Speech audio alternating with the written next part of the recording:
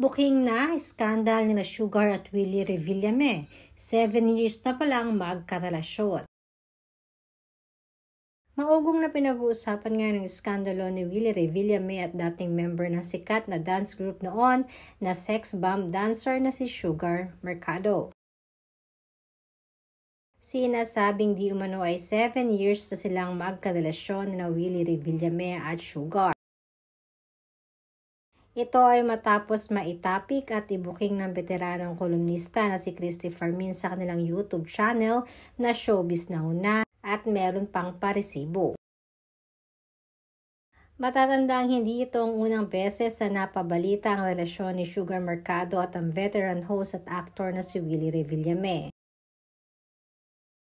Madami na noon pa man ay nakakapansin ng closeness nilang dalawa sa kanilang show.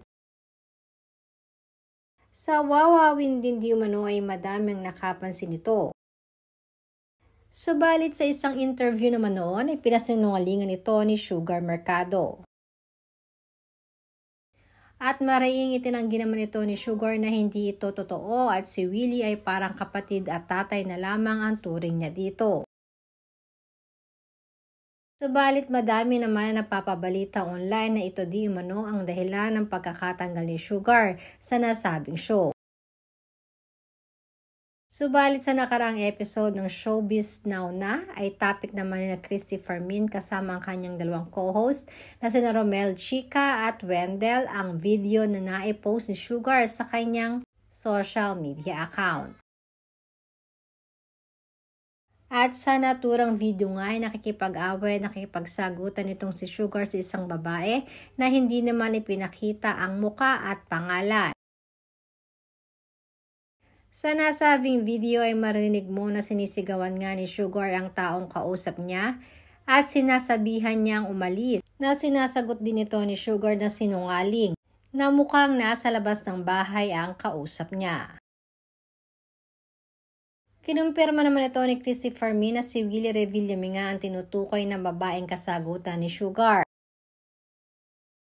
Ayon pa sa source ni Christy na si Rhea na nakatrabaho ni Willie noon sa GMA di umano ang nakakasagutan ni Sugar.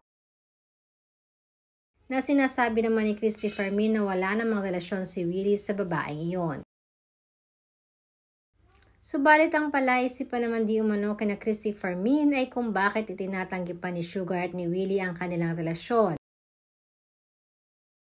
Gayong 7 years na silang magkasama. At dahil close nga si Christy Fermin kay Willie Revillame, sinasabi nito na nasaksihan niya ang relasyon noon ni Sugar at Willie.